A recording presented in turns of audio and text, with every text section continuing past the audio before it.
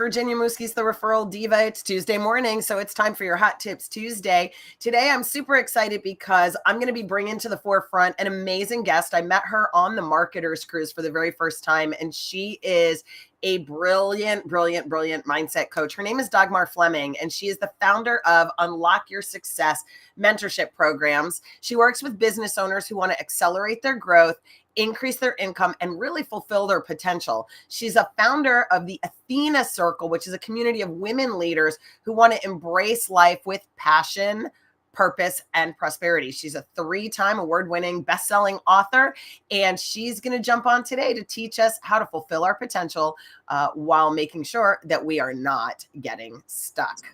So, hi, Dagmar. How are you this morning? I'm really good. Hello, Virginia. I'm super excited to speak with you today because, you know, as entrepreneurs, we all have purpose and passion, and we want to make a big splash and an impact, and we want to change the world. And we often find ourselves in mire and quicksand. And so I'm excited to have a chat today about your process for getting people unstuck. It seems to be the theme of September. My friend Scott just published 2 new books called Emotions Are a Language. It's a 2-volume set. The first one tells you about the emotions, and the second tells you how to decode them and what to do with them. And so I feel like you're like the next level conversation over that, right? So once you've got some of that understanding, there's got to be more to the magic. So thanks for taking time to hop on the call today. Well, I'm excited to dive into this topic, especially because towards the end of the year, everybody panics and says, wow, have I accomplished my goals? Am I stuck? Do I need a breakthrough? So let's give them some. So let's start off with you just talking a little bit about how you got into this space, get themselves unstuck from, you know, their those places in their lives where they're not able to get out of their own way and do the things that they want to do. Can you share just a little bit about we'll call them your humble beginnings? Well, I'd love to. So, you know, my journey was quite interesting and unexpected. I actually spent the majority of my professional career in the global business development sphere. And I even opened my own global consulting company. So my focus was more on, can we take your products, usually construction machinery, big heavy equipment, and export it overseas or bring foreign companies into the US.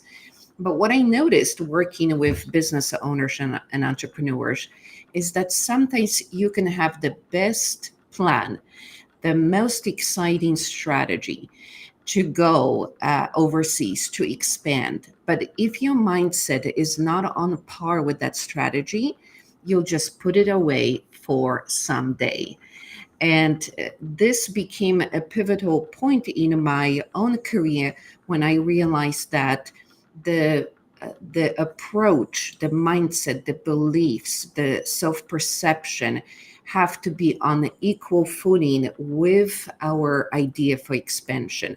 So I developed a process called the Triple Quantum Reset that allows business owners to get the breakthrough that they need so that they can accelerate at the quantum speeds and increase their income, and in the process actually fulfill their potential. So that was how I made this 180-degree pivotal shift, going from global consulting and into working directly on success mindset. You know, one of the things that I think is so critical in my own journey, in my own personal journey, has just been that I'm a very strategic, very tactical person. So strategy, tactic. And I had this belief that if I just had the right strategies and I just had the right tactics and I just like put my shoulder to the wheel and put my nose to the grindstone and just did the tactics and followed the strategy, that miraculously all the results that I was planning would come to pass. And quite frankly, that really has never really happened for me. Business, I could get to a point, but then there would be a lid. And read John Maxwell, who's a very, very prolific writer and thought leader, who has something called the law of the lid, which is the organization can only progress to the level of the development of the captain of the ship, right? Of the leader. Mhm. And I really didn't understand it. And it all seemed like ridiculous woo-woo nonsense, right? And it really did. So I'm putting it out there for the viewers who are watching, who are thinking, I don't know about this triple quantum leap, blah, blah. And then I started like really diving into the work of Neil deGrasse Tyson, and really understanding that it's not woo, it's physics, right? It is really physics. And I dove into that whole notion of the double slit experiment, where, particles change behavior upon observation. If they're not being observed, they act one way. And if they are being observed, they act another way. They become more material, right? They act like particles and not waves. And I started thinking, maybe there's something to this. And so, I love that you're, miles ahead of me on the path, but I am super interested in the idea that that our thoughts control how well the strategies, tactics, and implementation take root and create the outcomes that we're looking for.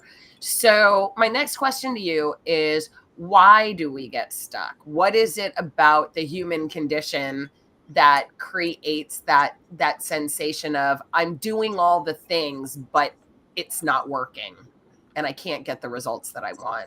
Where are some of the places that arises, and why? Well, a lot of people don't realize that our experiences in life, going as back as, before you were 7 years old, heavily influence how we show up today. So I'll give you an example. One of my clients during kindergarten was reciting a poem in front of other kids. And all she remembers is them laughing at her. Mm-hmm. So when she came to me to talk about wanting to be a speaker and yet having these sweaty palms and feeling unease every time she was going to be visible, what she was doing was reliving that experience. So we rarely understand how deeply our concepts of what we are capable of, what we are worthy of and deserving, stem from these sometimes little experiences that, when we look back, might seem to be insignificant, but they imprinted our psyche. And what makes that belief so limiting and so prevalent is that there is a plethora of emotions attached to it. So think about standing there in front of the kids being laughed at. You will probably feel anxiety, hurt, shame, guilt, sadness. So we've got a compounding effect, and those emotions were not processed because we were kids. I mean, maybe you cried a little bit, but did you have capacity to understand that kids are just kids? So we carry these emotions into adulthood, and they run through us, keeping us stuck in the same pattern of limitation. So unless we really go back and ask ourselves the question, why am I thinking this way? Why am I limiting myself? Why do I think that I'm not good enough? And if we can trace back when this concept originated, now we have power at our hands to do something about it and create a brand new story. I love that notion of creating that brand new story. I've been diving into the work of Don Miguel Ruiz and all the Toltec wisdom. And, he talks about this concept of domestication, which is all of the narratives that are programmed into us as children that keep us safe, right? So, don't make daddy mad, or, clean your room by 6, or, there's sort of all of these. And some of them really serve us, right? Brush your teeth 3 times a day is a really good habit to have. Keep your teeth in your mouth. I would say there are some things that we get programmed into us that are super useful and that we ought to keep, right? But the most interesting thing that I'm finding is I've dove, I don't know what the word is there, really deeply in the last 18 months into my own spirit and my own psyche and my own narratives, because I had a health crisis and a business crisis, like a convergence of a personal crisis, a health crisis, a relationship crisis, a business crisis. Like it all just imploded almost at the same time. And when I came out on the other end, it really required understanding, okay, well, where did the victim story come from? Because I started realizing that I was completely disempowered. Everyone was to blame. Everything was to blame. But if you put the blame and the responsibility outside yourself, well, then you get to stay in the rut, right? So then I had to figure out, well, where did that come from? How did I get that programmed into me? Why is that? Why, like, who rewarded me for that behavior, right? Where was the reward, and where did I learn that? And then, you just sort of keep digging through these stories, and you start to see that all of the strategies that you had when you were 7 made sense when you were 7. They were great survival strategies for a 7-year-old. But gosh darn it, I'm 60. I don't need a 7-year-old's strategy. Oh no, I love it. I wear my 6 decades with pride. I do, right? I'm like, all this, because there's another story, right? Never ask a lady her age. Well, I'm all about, and you too, right? With your Athena circle, it's really about just embracing the power of who we are. And I think 6 decades on this planet gives us a big competitive advantage over beauty. People might think that beauty is a competitive advantage, and it is when you're young and stupid. But when you're old, all you need to do is brush your hair and put on some lipstick, and you're probably pretty good to go. Well, I love what you're talking about, the narratives, because, when we think about quantum leaping, and you were talking about this early, and I loved it.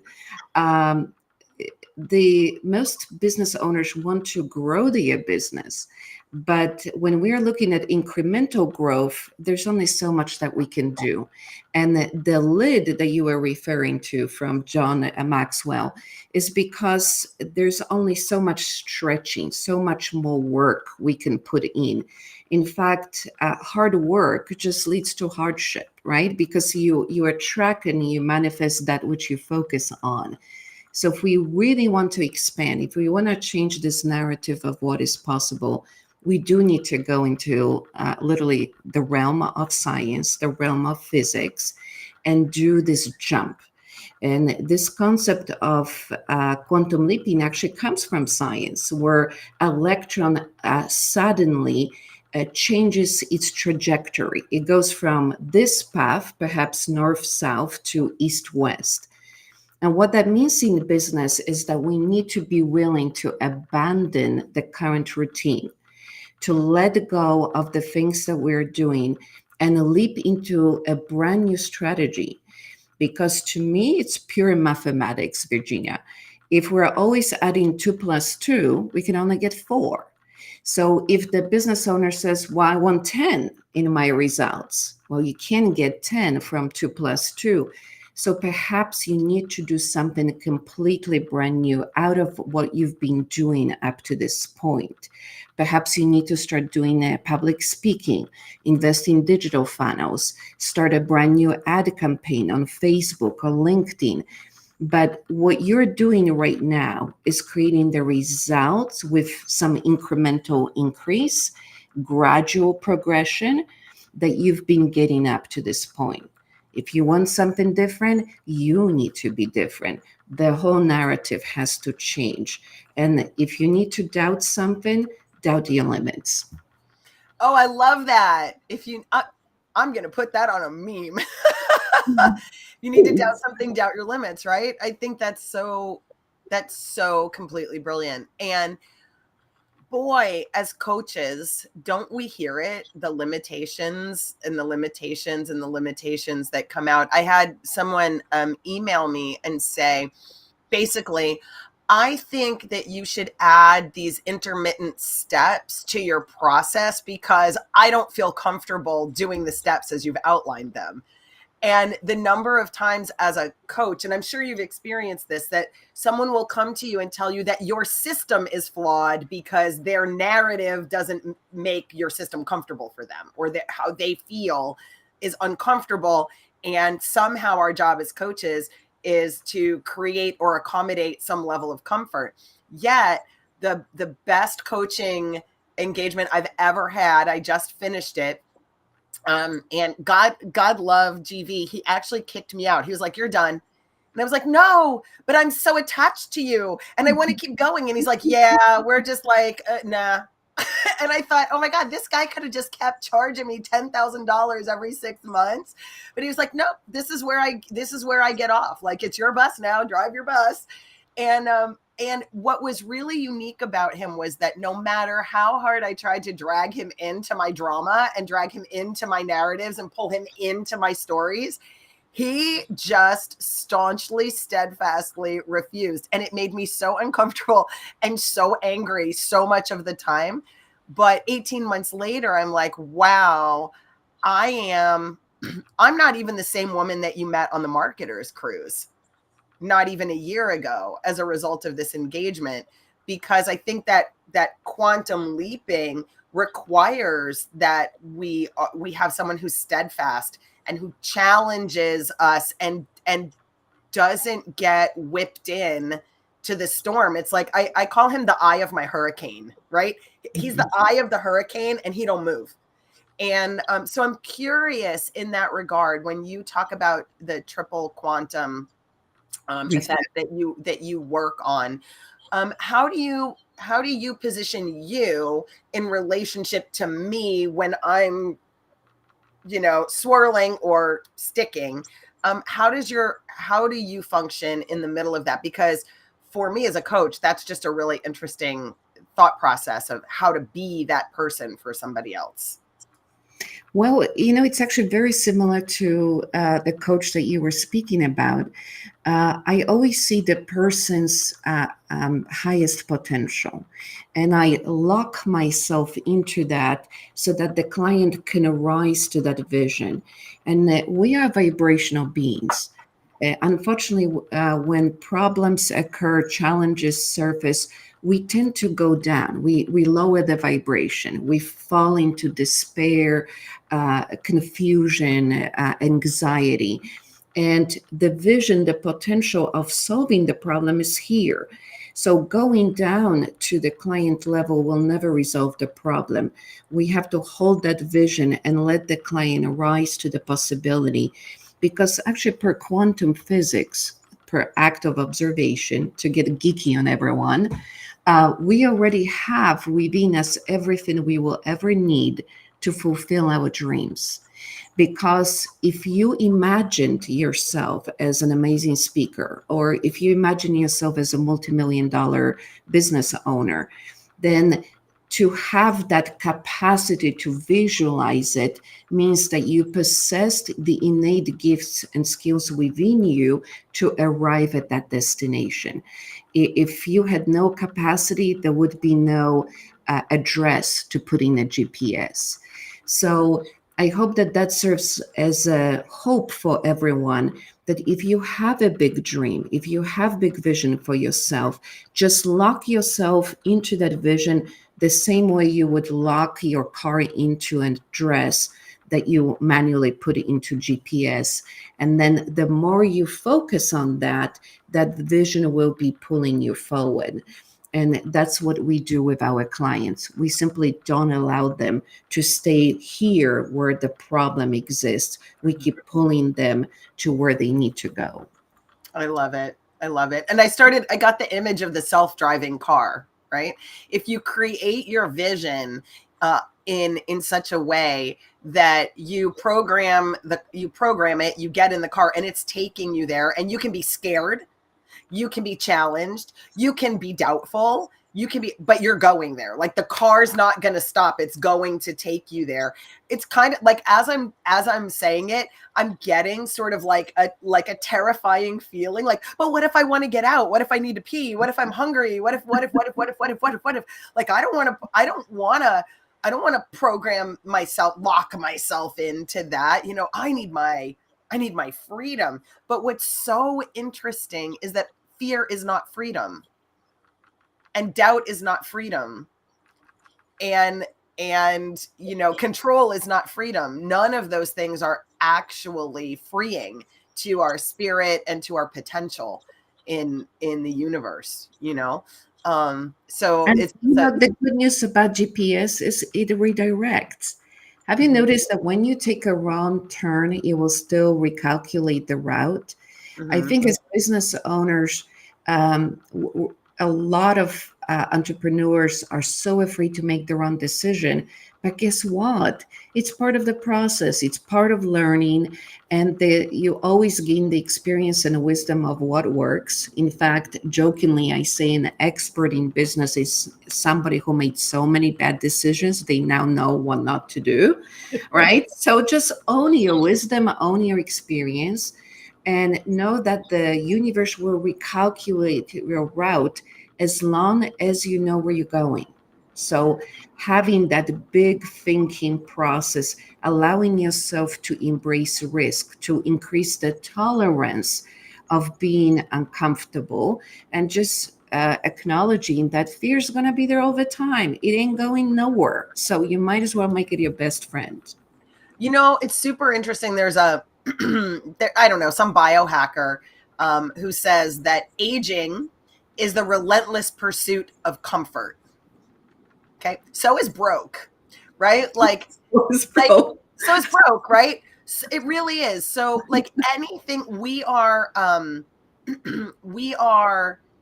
anti-static beings. We are not, there's a concept right now, a cultural concept that everyone's very fragile, right? If I say something that hurts your feelings, you're very fragile. So I have to not have my opinion that might conflict with your opinion because you're very fragile and my opinion might break you or upset you or trigger you or whatever, right? And the concept of safety that we have, especially since the pandemic, right? Like stand 6 feet apart, cover, like the whole concept, our whole concept of what is safe has become it's been like you can barely move out of it to be safe physically. Safe, your immune system needs to be not challenged and your emotions need to be not challenged, like no challenge here because that would be uncomfortable. And we've started to equate the concept of discomfort, emotional discomfort, physical discomfort, whatever that discomfort is, with unsafe. And I think that is a huge problem. And if as entrepreneurs we are sitting in a place and saying this is uncomfortable and allowing that to trigger our primal need for safety, and therefore we quit, we hide, we run, we blame, we control, we do all these fear-based behaviors because we feel so unsafe. But really, a shitty email that nobody opens is not making you unsafe in the world. Are you happy? No, I'm never happy when my subject line gets a 10% open rate. And I'm always thrilled when my subject line gets a 41% open rate. But that's just information. It's not that just tells me what subject lines work and what subject lines don't. And I don't know. I don't know I don't know what your thoughts are on that, but it really, like, it's driving me insane. This relentless pursuit of not of Safety. safety. Mhm. But it's not even safety. Like, we're not in the Ukraine being bombed, right? Like, praise everything that we're living in an era of unmitigated safety in the 3D world, maybe not so much in the internet world these days, right? Like the internet is becoming like a not exactly safe place, but at the end of the day, we live in the safest times in humanity and we are more fearful than humans have ever been. And that fear is translating into our lack of success in business, our lack of success in relationships. We don't bravely go out in the world, and we don't express our passions, and we don't use our voices, and it's really sad. And so I think we do need more women like you standing up and saying, use your voice, pursue your passion, get uncomfortable. It's okay to sweat. It's okay to bleed once in a while. You're never going to have an immune system if you never experience a germ. Like, it's okay. It's okay, right? And It's okay. I usually recommend for my clients to watch a movie with Will Smith called After Earth. And in that movie, Will Smith is teaching his son the difference between fear and a real danger. And danger is something that our brain wants to protect us from. If we think back to the cave times, yes, there was a danger lurking around every corner. But today, that email that you, Virginia, were referring to is not real present danger. So we need to tell our brain that there is no need to respond in the same way. And when we start distinguishing between fear and danger, that gives us power to do something different. Because the truth is, fear simply tells you that you're growing, that you're doing something out of ordinary, that you're expanding, that perhaps you're about to invest in a new software for your business that is a significant expense, but will lead to the exponential growth. So when we start distinguishing between, am I really in danger? Or is it that I'm just responding to the expansion where my brain, evolutionarily designed to keep me small, is telling me that I am not being small, that I'm playing big? Now you can take that message of fear and say, thank you. I must be doing something right because you're coming up to tell me that I'm expanding. I love that. And there are two things that I've been a student of fear because I've had plenty of it in my day. And I it's like irrational, unrealistic fear, right? It's invented. And there's a woman named Susan Jeffers who wrote a book called Feel the Fear and Do It Anyway. Have you heard this book? I have. Mm-hmm. So I think in that book, Susan Jeffers says like 98% of the things that we're afraid of will never come to pass. And of the 2% that will, we can't control that anyway. All we can do is be prepared to respond, to make sure that we can respond in the most logical, life-affirming way possible. And Scott Conway says that fear is the message, the information of fear is something's coming, I'm not ready. And so the simple thing to do is say, okay, well, what's the fear? I'm afraid of public speaking. I'm afraid I'm going to fail on stage. Okay, well, what is the logical thing to do so that you don't fail on stage? Practice, get a coach, get some smaller stages to get yourself accustomed to speaking in public, whatever it is. What are the, brainstorm 10 things. And now we have Chat GPT, right? Literally you put a prompt into Chat GPT. Only do our interviews for us. Right. Well, I love Chat GPT as a thought partner, Dagmar, like as a thought partner, or, hey, I don't know how to do this thing. What are the steps to doing the thing? I'm a big fan of Chat GPT, but imagine that you could go into Chat GPT and say, I'm getting ready to appear on a podcast. I'm absolutely terrified. It's my very first interview. How could I prepare? Tell me 10 things I could do to be super prepared and confident. ChatGPT will search the internet for the 10 best tips that things you could do to prepare. If you just realize that the fear is really, I don't know something. Yeah, but it's also, again, when we are afraid of something, usually it's a fear of being rejected or judged.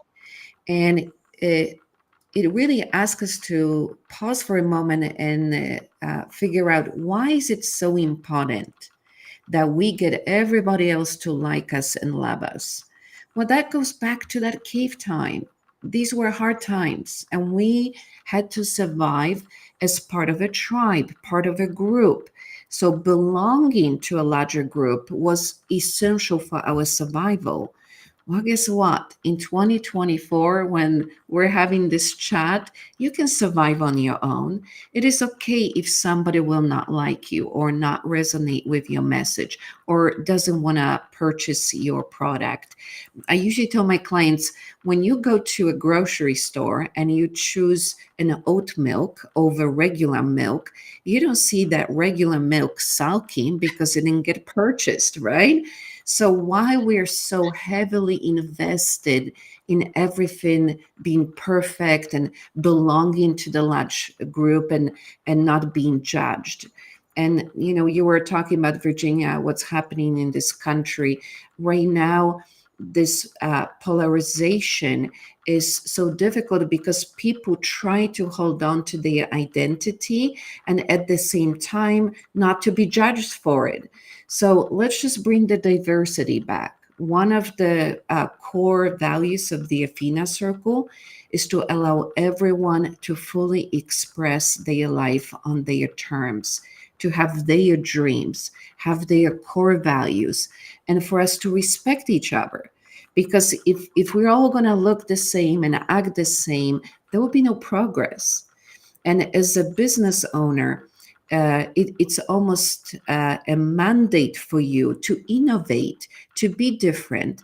And as a leader, unfortunately, sometimes you are ahead of the tribe. You are in front of everybody else, showing them what is possible. You can't do this from within the tribe because you can't see the path.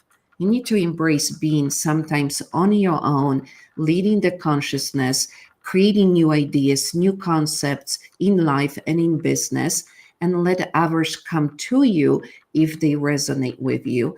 And guess what? It's also okay if they don't. And I love that, right? And one of the things that I think is really key in terms of building a what I'm going to call an emotionally resilient community. That is a community that can embrace disparate beliefs and still demonstrate respect for that. And one of the things that I have realized in order to survive like political seasons and polarity and polarizing thoughts is that when someone says something that I find, let's triggering, if you will, I personally have started calling it activating. Oh, you're activating a program like that. It just pushed it on. You said something and it activated an ancient program.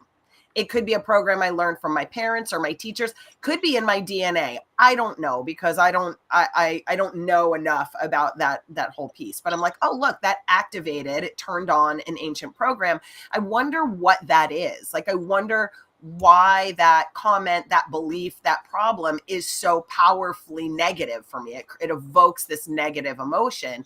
And that way I get to stay in discovery mode instead of being in defender mode. And it is so critical as an entrepreneur, I think, because we're always going to be challenged and we're always going to get pushback from our clients. We may get disappointed by partners who say they're going to do a thing and don't follow through, three fingers pointing back here because like I dropped the ball. I've been known, and and so I think it really does behoove us to just be in constant discover mode. Now, it doesn't mean that we have to engage with someone who chronically makes promises and doesn't deliver, or is chronically critical in a way that doesn't feel right for us. We can set boundaries about how close that person gets to be with us and whether or not we actually want to just continue to see their comments, but not from a place of being activated, but from a place of value, right? From a place of saying, okay, well, I get it. This person has these values. They don't line up with mine. And that's okay because it takes it. There are multiple games going on in the world right now, and I'm not playing chess, checkers, and bocce ball and rugby all at the same time. I got to pick my game, and then I'm going to play according to the rules of that game, right? So tell me a little bit about your process, because I'm curious about your triple formula here. Yeah, so triple quantum reset was developed to allow us to get below the surface. We hear a lot about affirmations. You know, your life is not going well. You're maybe staring in an empty checking account, and somebody told you, just tell yourself you're rich. It's going to work. You know, you're going to program the subconscious mind. But that actually creates lack of cohesion because you're still looking at your checking account. You see that there's not a lot of funds while you're trying to persuade yourself that you're rich. So when we look at subconscious mind, we need to ask the question, well, what is feeding your self concept? What is feeding your hidden perception of what you're capable of? And that is a level underneath these emotional imprints from experiences that you've had in your life. So in triple quantum reset, we go into the soil of the plant and literally change the operating system. We remove all these discordant energies, polarized emotions, the fear, shame, guilt that's running through your circuitry that is feeding your subconscious mind. And when we clear that emotional backlog, now your subconscious mind is open and it's asking, well, I don't feel angry anymore about what happened to me in the past. So I'm not sure how to perceive myself anymore. Should I still be stuck in that old narrative or could I embrace something new? That's when we feed this new persona, this daring diva or Hulk personality that says, I can do it all. And only then we get to the third level of that reset, and that is your behaviors. Because we're creatures of habits, and most people run on automatic, spending 90% of the day going through the motions, not even knowing what they are engaging in or why. And when we need that quantum leap, we need you to be very aware of what you're doing, how you're spending your time, what actions you're taking. And because we've cleared your emotional charge and we uploaded this new concept of everything's possible, I'm not afraid, I can take big action. Now is the time for this new behavioral routine that says, I will support this new vision for myself. So essentially, you're getting a holistic overhaul in those three parts that, when fully engaged, now support your big vision instead of pulling you back. I love it. And so what role does action take in all of this? Like, is it, so for me, I'm just an action taker. So I'm also a spaghetti on the wall action taker. I'm like, oh, we'll try this. Oh, we'll try that. I don't get, like, my issue is not discouragement. I got plenty of issues, but that's not one of them. And so I think my bigger challenge is I'm such an action taker that I often wonder what would happen if I actually took all of the actions that I take and pointed them in one direction. Like, what could that create, right? When instead of being diffuse, all of that activity got laser focused on a singular vision. So what role does action play, and how do we pull all of that in to put it on a singular track? And that's called alignment. So when we look at our own vision of what we want to do, that address in a GPS, it's very important that we know where we're going. So the action always has to feed this overall vision. I usually tell my clients to use the power questions. The power question number one is, imagine the most outrageous goal for yourself. You know, like if you think your revenue is XYZ, make it 10 times bigger. And then the power question number one is, why is it so easy? Have you noticed, Virginia, how often we actually tell ourselves it's going to be difficult? Oh my goodness. And then the brain will tell us exactly 100 reasons why we cannot get there, why you cannot have $1 million business. But if you say, why is it so easy? Now you need to answer that question, and the brain will, because it's designed for solutions. It has to find the path that will get you there. So now we go into power question number 2 to make sure that we stay in the action that's aligned with that vision. And that comes really from Lao Tzu, who said that the journey of 1,000 steps starts with just one. So you just need to figure out one little step each day, but not this step for, going on social media and spending time there, Googling something. You need to really focus. What is one little step today that I can take towards the big vision, to that ultimate address, towards where I'm going? And when we remember where we are going, then the action will build this brick at a time until the castle of our dreams emerges.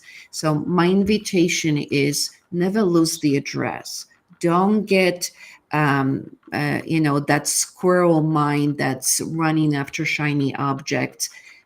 As you're sitting right now, what can you do today in the next 10 minutes towards your ultimate goal? Is it building towards it? Is it contributing towards it? Or are you just trying things that maybe are good, but they have nothing to do with the ultimate objective? I love that. And I think one of the things that we we don't really do as entrepreneurs, especially flighty ADHD ones, I'm totally diagnosed, whatever, right?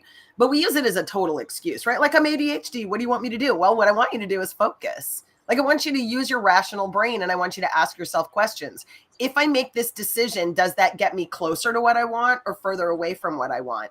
And one of the things that I found out, which is really, really interesting, was I was doing some research on dopamine depletion and how, like doom scrolling and binge watching and all of those things are very much designed. It's the cliffhanger, right? We've all known about the cliffhanger. Do you remember back in the day when there was no cable TV and you would watch the Lone Ranger or oh God, what was the name of that? The lawyer, Perry Mason, right? Dun, dun, dun. Tune in next week to find out what happens when blah, blah, blah, blah, blah, right?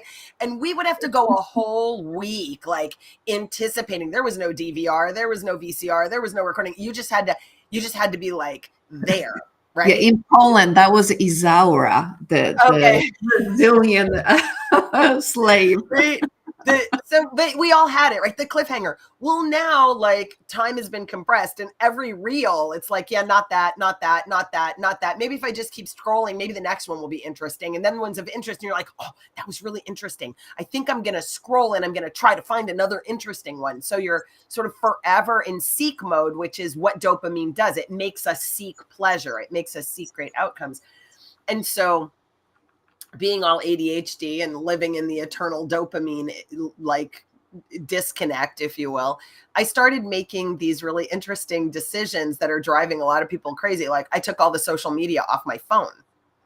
So now, in order for me, if I wake up at 3:00 in the morning and I want to doom scroll, the only way to do it is get up, get out of bed, walk through the house, go up to my office, sit down and do it in front of a computer. You really have to make a choice. And between the moment of I need a dopamine hit and I have to get out of bed and do all of this activity, do I really want that? And so I've been making all of these little adjustments to make sure that I'm making choices, not acting out of some sort of hormonal impulse, neurotransmitter or impulse thing. And so I think what you're talking about is getting really rigorous about asking yourself, does this get us any closer to what we want? Yeah. Right? Does this get us anywhere? And I also believe in bribing yourself and your brain. And what I mean by that, sometimes we get hooked on struggle or hardship, this yo-yo and a roller coaster of revenue. We've got a lot of money, then we sabotage it. Then we do it again. And when I start digging into this money roller coaster, what I realize is that a lot of entrepreneurs, including me in my past version, are addicted to this hero concept where when things get easy, we get bored.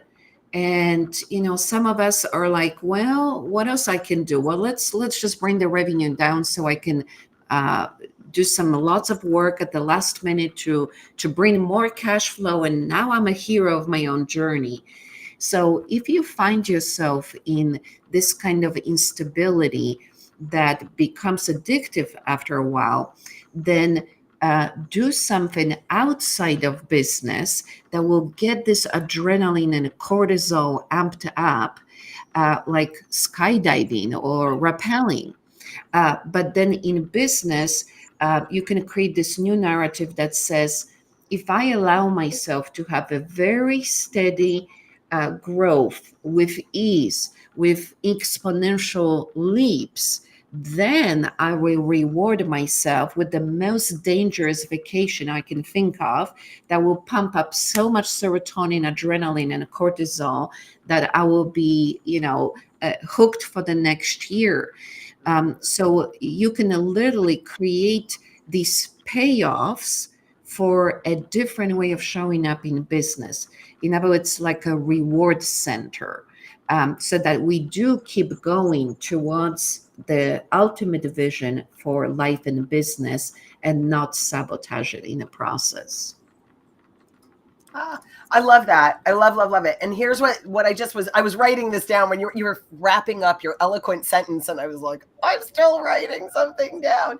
I wrote plan your payoffs. So just like you plan your work, right? We plan our work, and rarely do we actually do what we plan, right? Because we make a to-do list. I love Nir Ayal wrote a book called Indistractable. Love this book. And what he recommends we do is plan every single moment of our day. Like when you're going to eat breakfast, when you're going to eat lunch, when you're going to take a walk, when you're going to, when you're going to make love, when you're going to like take a shower, when you get like everything. And he puts sleep on his calendar. And so he's scheduled 24/7 pretty much, right? Because he knows exactly what he's doing 24/7. And then he defines productivity is doing what you told yourself you would do for the amount of time that you plan to do it when you said you were going to do it. That's productivity for him. So to-do lists are never done, but every day you can get your day done if you program it. And I think what's interesting in there that I've never done inside of all of that is to plan the payout. Okay, well, what happens for me? What do I get to do? What's the gift I get to give myself, or the permission that I get to give myself when I complete all of these things? So, if I like doom scrolling to get my dopamine hit, well, then maybe I just plan my payoff is if I complete my day the way I was supposed to do it at 90%, because nobody's perfect, I will let myself doom scroll till I get a hit and then I'm off, right? Like then I'm done. But at least I can, if I know that I'm going to scroll till I get the hit and that's what I'm looking for, then I can stop because I made a plan for the payoff. And I love that concept of planning for the payoff. So listen, I know you've got you've got some information about this process that we can all go and grab on your website. Do you want to talk really quick about two things? One is, what goodies do you have that we can grab? And number two, tell us a little more about the Athena Circle, because I know you've got stuff coming up with that, and we're just getting ready to wrap up here. So the last few minutes are you get to talk about you. Ready? Go. Wonderful. Thank you, Virginia. So first of all, I do invite everyone to drop into dagmarfleming.com. That's my website. There's so many resources there for you to really expand your vision of what's possible for you. And I try to make it entertaining. So my articles are probably more lively than I am on this interview today. But I also have a great resource, which we will post in the comments, called 4 Ways Your Brain is Bankrupting Your Checking Account. And it's because a lot of times the money problems are just in the head. we're going to clean that up for you. That guide is available for free. There's another guide called How to Unlearn Your Limits that will show you how the triple quantum reset process can change your life. And then today, actually, I'm hosting a free masterclass called Unlock Your Money Story. So we will look into what those pesky money blocks and mental barriers around financial success may be holding you back. So make sure to visit dagmarfleming.com for that. And I also invite you to look into the Athena Circle. Because as women leaders, women entrepreneurs, we often lose partially our power to accommodate everybody else's peace and their well-being. So having this intricate balance of standing in your power, authentically expressing who you are, pursuing unrelentlessly your purpose is something that we want to help you with. And for that, I invite you to join us for the Goddess Vibes Hour, which is coming up on September 26th, where we will look into various archetypes of goddesses that you can adopt to rock that inner divine feminine essence. So lots of resources. And for that, just visit theathenacircle.com. Athena spelled with Athena. So I'm super excited. I love it. I love it. I love it. So Dagmar, thank you so much for circling back into my world. I sometimes, when I get overwhelmed, I go underground, and it takes my girlfriends to like pull me up and be like, are you coming back to the real world, or are you just going to live in your tunnel for a little while? So thanks for, for reaching out and for being the phenomenal woman that you are. And I really look forward to doing more with you and sharing more of you with our community. Wonderful. Well, it was delightful to be here. Yeah. Thanks so much. And for those of you who are viewing live or viewing the recording, we want you back. We'll see you next Tuesday with another Hot Tips Tuesday LinkedIn Live. And do remember to head out to dagmarfleming.com and check out her awesome resources. So until we meet again, mad love and wild gratitude. And